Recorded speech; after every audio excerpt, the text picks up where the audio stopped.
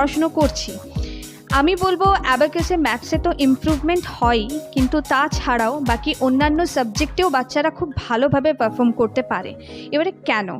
আমাদের ব্রেনের দুটো পার্ট আছে, right part and left part. আমরা কম বেশি সকলেই ডান হাতে বেশি কাজ করি, সেই অর্থে আমাদের ব্রেনের লেফট পার্টটা খুব বেশি অ্যাক্টিভ।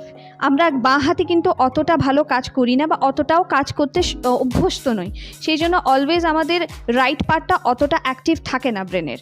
অ্যাবাকাসে আমরা কি করি, যে 2 ঘন্টা 15 মিনিট আমরা ক্লাস করাই, দুটো হাতেরই অ্যাক্টিভিটি থাকে, কিভাবে ওরা করবে, প্লাস বোথ হ্যান্ড রাইটিং ওরা করে, দুটো হাতেই প্রত্যেকটি বাচ্চা সমানভাবে লিখতে পারে।